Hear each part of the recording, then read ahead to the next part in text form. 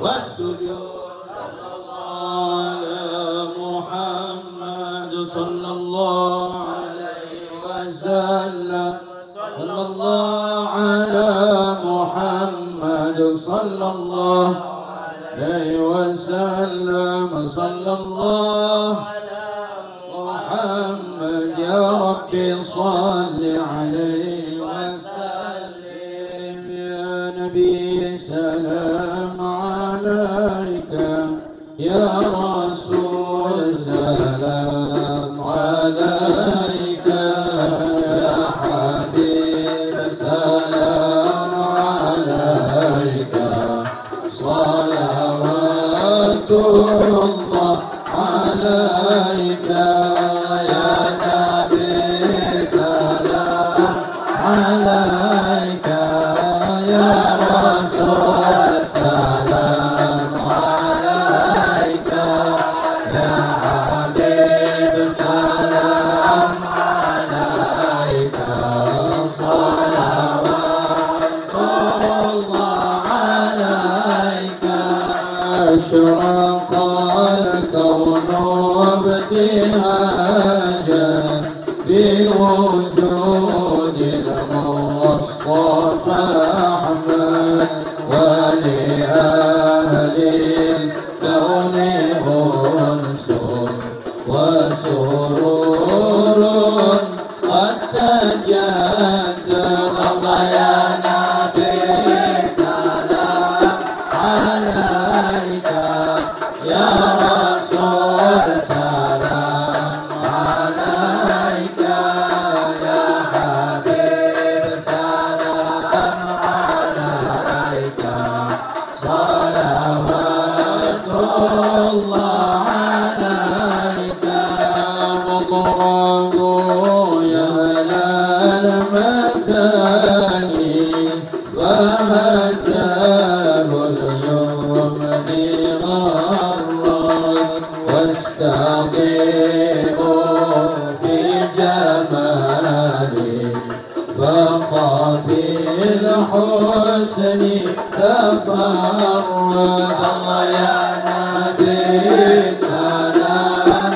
عليك يا رسول سلام عليك يا حبيب سلام عليك صلوات الله عليك ولنا البشرى بسعد مستمر ليس ينفد حيث أوتينا عطاء جمع الفخر المؤبد الله يا نبي سلام عليك يا رسول سلام عليك يا حبيب سلام عليك صلوات الله عليك ولربي كل حمد جل أن يحصره العاد إذ حبانا بوجود المصطفى الهادي محمد الله يا نبي سلام عليك يا رسول سلام عليك يا حبيب سلام عليك صلوات الله عليك مرحبا يا رسول الله أهلا مرحبا بك إن بك نسعد مرحبا مرحبا يا نور مرحبا مرحبا جد الحسين مرحبا وبجاهي يا إلهي مرحبا جود وبلغ كل مقصد مرحبا مرحبا يا نور عيني مرحبا مرحبا جد الحسين مرحبا يا نور عيني مرحبا مرحبا مرحبا جد الحسين الله مرحبا مرحبا مرحبا يا نور عيني مرحبا مرحبا مرحبا جد الحسين الله مرحبا مرحبا واهدنا نهج سبيلي مرحبا مرحبا كي به نسعد ونرشد مرحبا مرحبا مرحبا يا نور عيني مرحبا مرحبا مرحبا جد الحسين الله مرحبا مرحبا ربي بلغنا بجاهي مرحبا مرحبا في جواري خير مقعد مرحبا مرحبا مرحبا يا نور عيني مرحبا مرحبا مرحبا جد الحسين الله مرحبا مرحبا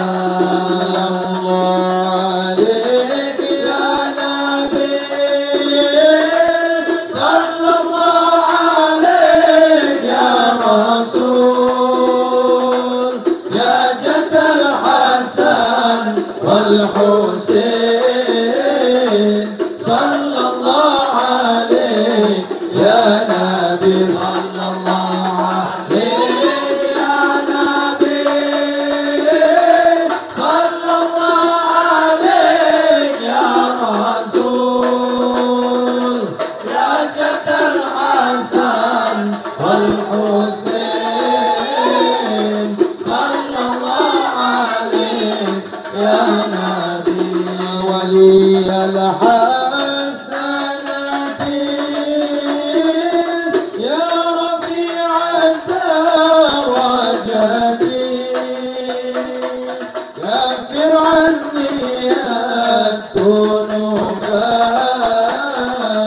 واغفر عني السيئات صلى الله عليه يا نبي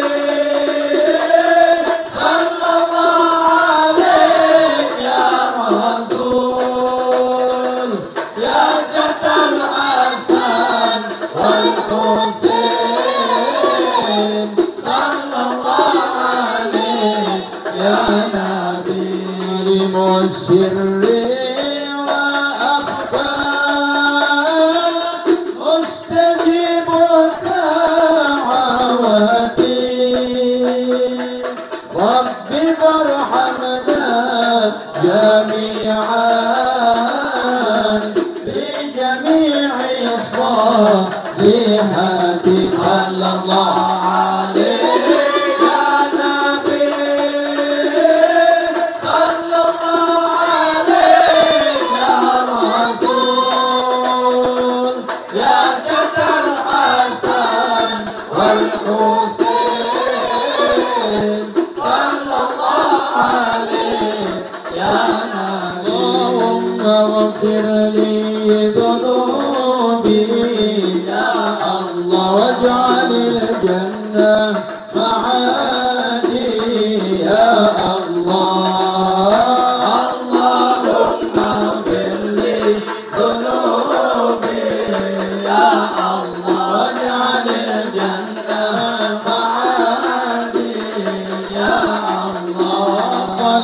الله تغشى يا الله أشرف الرسل محمد يا الله اللهم اغفر لي ذنوبي يا الله واجعل الجنة بعدي يا الله والسلام مستمر يا الله كل حين يتجدد يا الله اللهم اغفر لي ذنوبي يا الله واجعل الجنة معادي يا الله.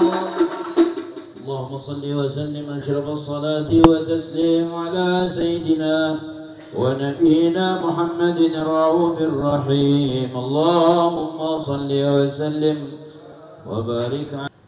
Bismillahirrahmanirrahim. Bismillahirrahmanirrahim. Wassalatu wassalamu ala Rasulillah Sayyidina Muhammad ibn Abdillah wa ala alihi wa sahbihi wa man walah. Asyhadu an la ilaha illallah wahdahu la syarika lah wa asyhadu anna sayyidana Muhammadan abduhu wa rasuluhu la nabiyya ba'dah. Allahumma salli wa sallim ala sayyidina Muhammad miftahil babi rahmatillah adada ma fi ilmillah salatan wa salaman daimain bidawami mulkillah wala hawla wala quwwata illa billah. Subhanaka la ilma lana illa ma 'allamtana innaka antal alimul hakim. Rabbi shrah li sadri wa yassir li amri wahlul 'uqdatam min lisani yafqahu qawli. Rabbi zidna ilma warzuqna fahma. Allahumma faqihna fid din wa 'allimna at-ta'wil. Ya Fattah ya Alim iftah alaina futuhal arifin amin ya rabbal alamin. Amma ba'du. Alhamdulillah, kita sama-sama berterima kasih kepada Allah Subhanahu wa taala.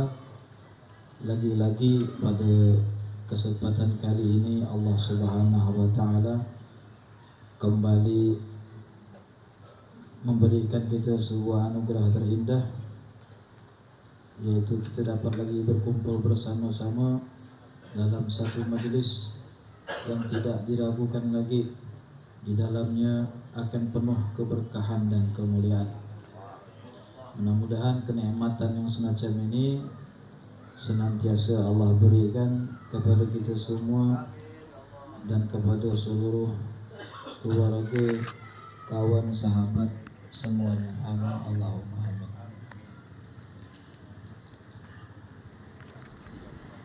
Qila, dikatakan, walikulli syai'in qasdun wa niyah.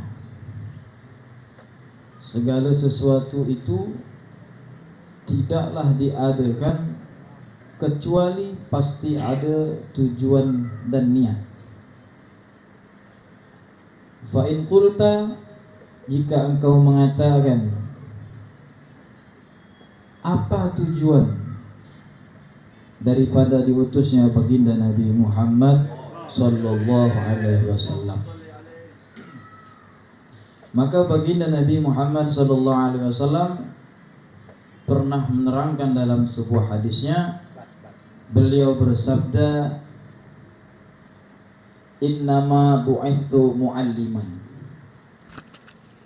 Kata Rasulullah, sesungguhnya aku diutus, salah satu tujuannya adalah sebagai mu'allim, sebagai pendidik, sebagai pengajar.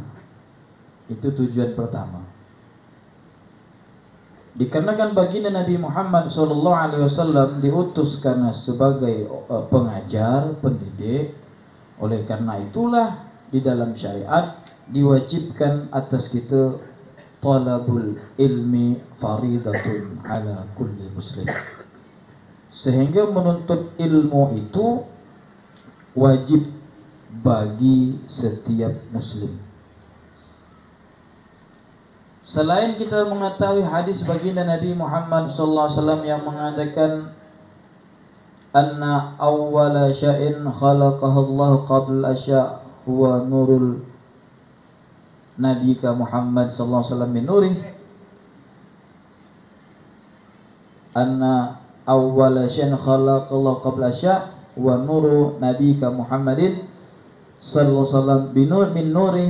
Selain hadis itu, Allah menciptakan awal-awal itu adalah cahaya Nabi Muhammad SAW daripada cahaya Allah. Riwayat lain ada juga dalam hadis qudsi Rasulullah mengatakan bahwasanya anna awwala syai'in khalaqahullah al-aqlu. Kemarin kita baca dalam kitab Ihya. Bahwasanya pertama-tama yang Allah ciptakan itu adalah akal. Maka akal sama Nur Muhammad ini sama. Di dalam kitab Sirul Asrar Syekh Abdul Qadir Al-Jilani mengatakan sama. Itu nama lain daripada Nur Muhammad, al-aqlu. Menunjukkan bahwasanya sinkronisasi dengan hadis innama bu'istu mu'alliman. Dikatakan al-aqlu itu adalah, akal itu adalah tempat daripada sumber keilmuan. Dalam riwayat lain dikatakan anna awwalu ma khalaqahullah al-qalam. Bahwasanya awal-awal yang Allah ciptakan itu adalah qalam, pena. Ini juga nama lain daripada Nur Muhammad. Selain Nur Muhammad, selain al-aqlu juga al-qalam. Dikarenakan qalam ini juga sinkronisasi daripada yadullu alal ma'rifati. Ayadullu alal ma'rifat. Qalam ini menunjukkan atas pengetahuan. Naqlul ma'rifat, pemindahan daripada ilmu pengetahuan. Makanya Allah Subhanahu wa taala dalam Al-Qur'an pun masih memerintahkan kepada Nabi Muhammad sallallahu alaihi wasallam, wa qul rabbi zidni ilma. Dan katakanlah wahai Muhammad, ini doa langsung yang diajarkan Allah kepada Nabi Muhammad sallallahu alaihi wasallam, wahai Tuhanku, tambahkanlah aku ilmu.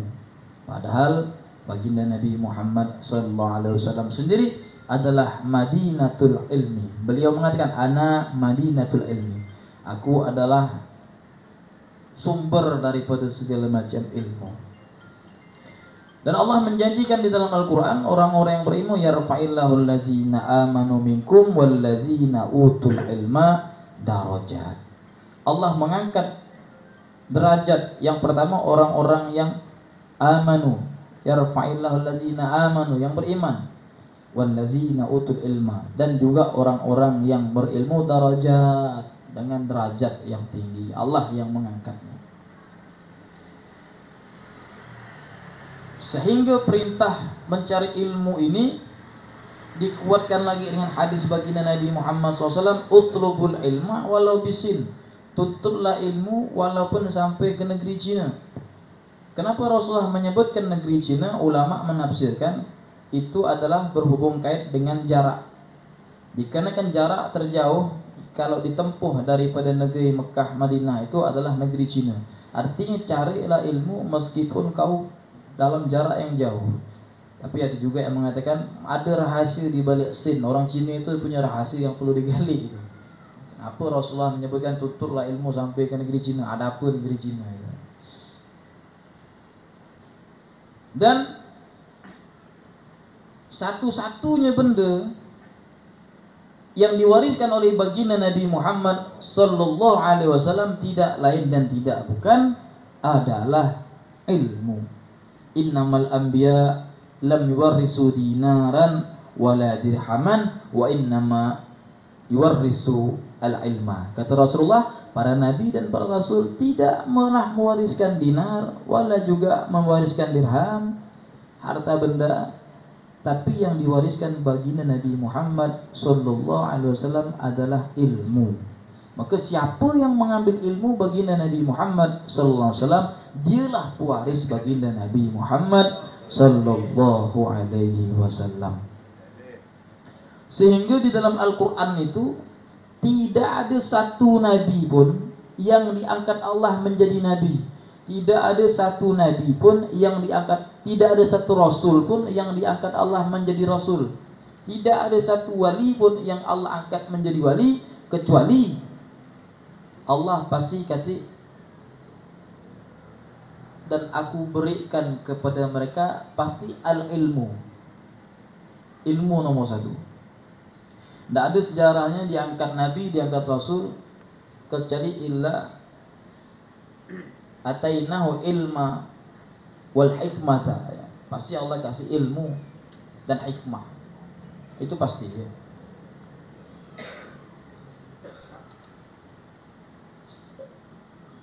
Dan dalam hadis lain Nabi Muhammad SAW mengatakan,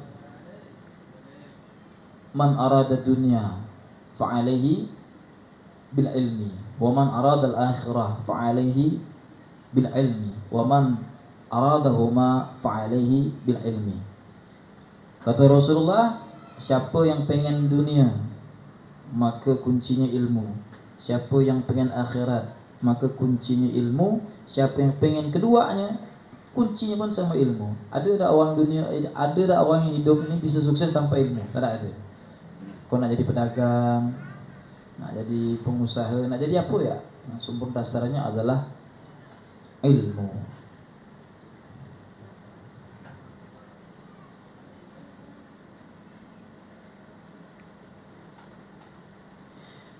Lalu ilmu ini luas.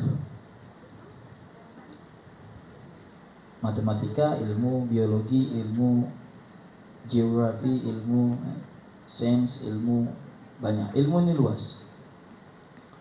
Lalu daripada banyak macam ilmu itu, ilmu apa sih yang lebih spesifik yang diantarkan oleh baginda Nabi Muhammad SAW sehingga menjadi pintu utama untuk masuk ke surganya Allah Subhanahu wa taala? Karena Nabi mengatakan man salaka tariqan fi talabil ilmi sahalallahu tariqan ilal jannah. Pintu untuk masuk surga itu adalah salah satunya lewat jalur ilmu. Ilmu apa ini? Banyak ini. Maka dikatakan ilmu yang dispesifikkan itu adalah sinkronisasi dengan hadis Nabi yang kedua, innama bu'istu liutammima makarimal akhlak.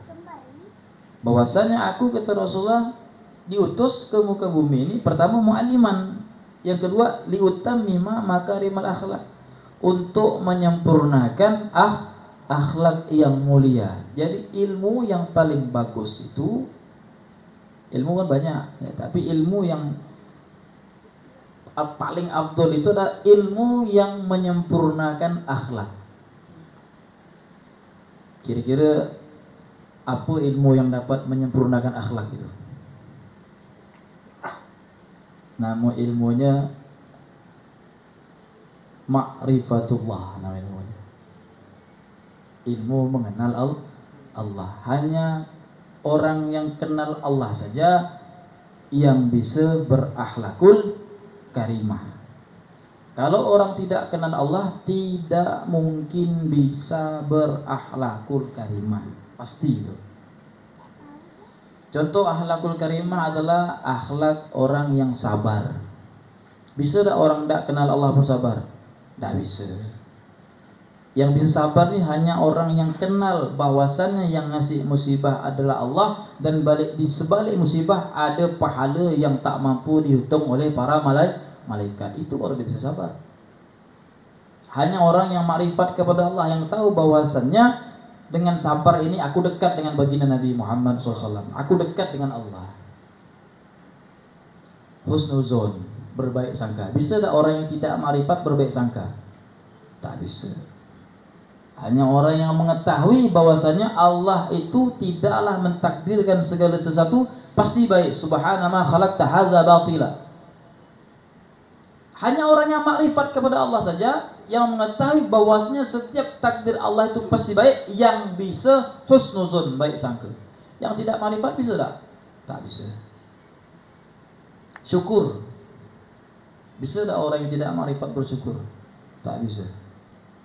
Hanya orang yang tahu bahwasanya setiap nikmat yang dia dapatkan dari awal lahir sampai detik ini daripada Allah sajalah yang bisa bersyukur.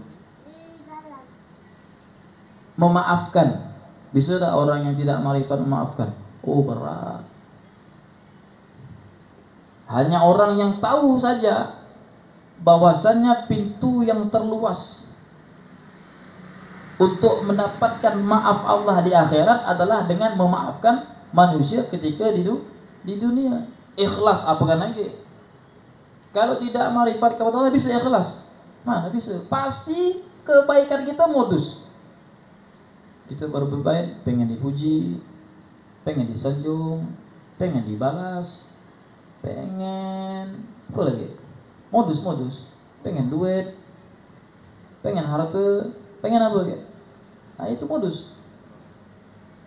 Kalau tidak makrifat pasti modus, kebaikannya pasti modus. Hanya orang makrifat saja yang bisa ikhlas. Ketika dia berbuat dan dia menyadari bahwasanya perbuatan dia sendiri daripada kebaikan adalah anugerah daripada Allah. Adab. Jadi ilmu yang lebih spesifik daripada innama bu'istu mu'alliman, lebih spesifik lagi innama bu'istu liutammima makarimal akhlak. Lalu tujuan yang ketiga lebih spesifik lagi daripada akhlak. Akhlak ini kan banyak. Tapi apakah akhlak yang paling bagus itu? Kata Rasulullah, innama bu'istu rahmatan muhda. Sesungguhnya aku diutus, kata Rasulullah, sebagai rahmat, pembawa kasih sayang. Wa ma arsalnaka illa rahmatan lil alamin. Innaka la'ala khuluqin azim. Sehingga Allah mensifati baginda Nabi Muhammad sallallahu alaihi wasallam dalam ayat yang sering kita baca dan selalu nikmat, laqad ja'akum rasulun min anfusikum azizun 'alaihi ma 'anittum harisun 'alaikum bil mu'minina raufur rahim. Itu adalah akhlak yang paling mulia, itu adalah akhlak berkasih sayang, akhlak membawa rahmat, bukan membawa baghdha, bughd, bukan membawa kepada kebencian, bukan. Akhlak banyak, tapi yang paling cantik, paling afdol daripada akhlak itu adalah kasih sayang. Sehingga diceritakan dalam sebuah hadis, magom yang tertinggi nanti di akhirat itu, kata Rasulullah Muhammad sallallahu alaihi wasallam, adalah magom umat aku yang saling berkasih sayang saat hidup di dunia. Yang azizun alaihi ma'anittum tuh. Ketika saudara kita sedih, kita lebih sedih. Ketika saudara kita sakit, kita lebih sakit. Aku sakit tak apa-apa, tak macam mana benar. Tapi ketika kawan kita sakit, oh itu lebih membebankan hati dan pikiran. Ya Allah, sakit kawan aku. Kita beban. Kalau kita sakit sembuh ya. Sakit parah, tak apa sakit. Tapi kalau kawan kita sakit, mulai kita berpikir, apa ke kabar ya Allah sembuhkan. Kalau kita sakit tak ada minta sembuh. Tapi kalau kawan kita sakit, ya Allah sembuhkanlah, ampunkan dosanya, angkat derajatnya ya Allah. Tapi pikir, azizun alaihi ma'alim harisun alaikum, paling perhatian. Itu. Sehingga kata Rasulullah, orang yang saling mencintai di dunia ini magomnya tinggi nanti di akhirat. Diceritakan Rasulullah dalam sebuah hadis itu, sehingga nanti di hari kiamat para nabi bertanya-tanya kepada Allah. Karena di surga itu ada sebuah kamar, ghurfah min nur, kamar daripada cahaya. Yang dimana yang mengisi kamar itu adalah manusia yang diselimuti, dipakaikan dengan cahaya di tempat yang tertinggi di arsy. Sehingga pada saat itu orang-orang bertanya, apakah mereka para nabi dan para rasul? Kan? Kata ada seorang menyebut, bukan nabi, bukan rasul. Bahkan nabi dan rasul cemburu kepada mereka. Nabi dan rasul cemburu kepada mereka. Magom apa pula lagi ni? Adakah magom di atas nabi rasul? Sehingga membuat para nabi dan rasul cemburu. Kata, siapa yang membuat para nabi dan para rasul cemburu? Yaitu mereka yang ketika hidup dunia saling mencintai satu sama lain. Allahumma shalli ala Muhammad. Mudah-mudahan Allah Subhanahu wa taala memenuhi hati kita ini dengan hati yang penuh dengan cinta, hati yang penuh dengan kasih sayang.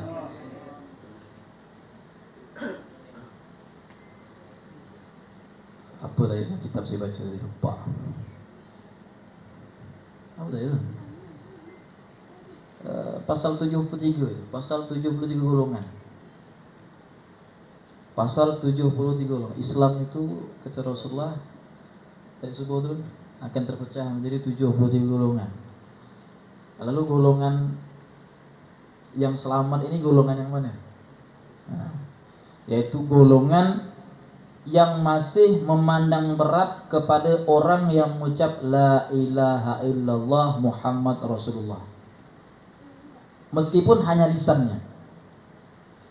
Jadi Nabi itu, jaban Nabi itu, ada orang munafik, orang-orang munafik, orang-orang yang hanya syahadat lewat lisan tapi tidak lewat hati. Lisannya mengatakan aku bersaksi tiada Tuhan selain Allah dan aku bersaksi engkau Muhammad Rasulullah, utusan Allah. Tapi dia munafik, hanya lihat lisan saja, tapi hatinya tidak ada keimanan. Sehingga dia banyak buat keonaran pada masa itu. Sehingga membuat Sayyidina Umar bin Khattab geram. Ya Rasulullah, boleh tak aku penggal kepala orang-orang munafik ini? Kata Rasulullah, wahai Umar, apakah kau nak mengatakan, apakah kau ingin orang-orang kafir mengatakan Muhammad telah membunuh sahabatnya? Kata Rasulullah. Diam Sayyidina Umar. Nah, ini saja di zaman terang benderang hidup bersama baginda Nabi Muhammad sallallahu alaihi wasallam, masih menjaga orang, masih memandang berat orang yang mengucap la ilaha illallah Muhammad Rasulullah, meskipun jelas munafiknya. Masih dijaga. Masih kata Rasulullah haram. Apa haramnya? Darahnya ditumpahkan, haram hartanya diambil, haram kehormatannya direndahkan, tak boleh. Masih dijaga tuh, meskipun dia hanya syahadat lewat lisan, bukan lewat hati. Lalu bagaimana lagi di zaman kita ini, yang kata Rasulullah fitnahnya sudah kaqita'il lailil muslim, seperti potongan malam yang gelap. Arti malam yang gelap tak ada cahaya, arti tak cahaya buta, arti buta tak nampak, arti tak nampak bingung. Mana tak bisa bedakan yang benar mana yang salah. Karena banyak orang, siapa yang lah aku ikut ni? Si A, si B sampai si Z. Dari A sampai Z itu beda-beda semua. Aku nak ikut yang mana? Dalam kegelapan, dalam kebingungan, dalam kebimbangan, dalam ketidaktahuan. Muhammad sallallahu alaihi wasallam aslinya kan qad wafat, ya sudah wafat. Yang tersisa kan percikan-percikannya. Kalaulah pada masa Rasulullah itu ada, masih memandang berat orang yang mengucap la ilaha illallah Muhammad Rasulullah, lalu kenapa di zaman yang umat penuh kebingungan ini kita mudah sekali tidak memandang berat orang yang mengucap la ilaha illallah Muhammad Rasulullah? Maaf kata, meskipun kata dia itu Wahabi ke, Syiah ke, apa ke? Mama Gufron. Apa ke? Macam-macam dia. Asal dia Tuhannya Allah, Nabinya Muhammad, pandang itu masih. Jangan kau tumpahkan darahnya, jangan kau curi ambil hartanya dengan zalim, jangan kau rendahkan kehormatannya. Karena kita saat ini zaman penuh, kata Rasulullah, dalam gelap apa itu? Gelap gulita. Kalaulah Rasulullah masih ada, masih yang munafik itu sudah jelas, karena Rasulullah ada. Rasulullah masih mempertimbangkan kalimat syahadat, dua syahadat itu. Apakah lagi kita yang di akhir zaman ini, yang di tengah-tengah kita tidak ada lagi bersama baginda Nabi Muhammad SAW. Ingat, asal dia la ilaha illallah Muhammad Rasulullah, tetap bil mu'minina raufur rahim. Maka katanya inilah golongan yang selamat. Yang satu itu, yang masih memandang berat, masih menganggap al muslimin ikhwah, orang-orang yang Islam ini adalah bersaudara. Maka macam mana pun riuhnya kehidupan dunia ini, muslim sama muslim beramuk, berpangkung, bertinju, bersilat, geng kita tetap jaga hati untuk tidak membenci siapapun orang yang masih Islam. Siap ya? Karena orang itu akan mempertanggungjawabkan tentang apa yang dia perbuat, bukan mempertanggungjawabkan apa yang orang buat. Sehingga jangan sampai keburukan orang, kejelekan orang itu mengkontaminasi kita menjadi buruk dan jelek juga. Jangan sampai kita terkontaminasi. Ya. Hiruk pikuk hancur lebur macam mana pun dunia ini, serah dia lah. Yang baik akan dapat baik, yang buruk dapat buruk, pasti itu pasti. Selama bisa amar ma'ruf, selama bisa nahi mungkar. Tapi yang terpenting adalah wala taziru waziratu wizra ukhra, kita akan mempertanggungjawabkan perbuatan kita. Kita akan mempertanggungjawab perbuatan kita sendiri, bukan mempertanggungjawab perbuatan orang. Sehingga macam mana perkosaan sekitar kita, yang penting bagaimana kita yauma la yanfa'u malun wala banun illa man atallaha biqalbin salim. Bagaimanapun hiruk pikuknya di akhir zaman ini, keadaannya tetap fokus.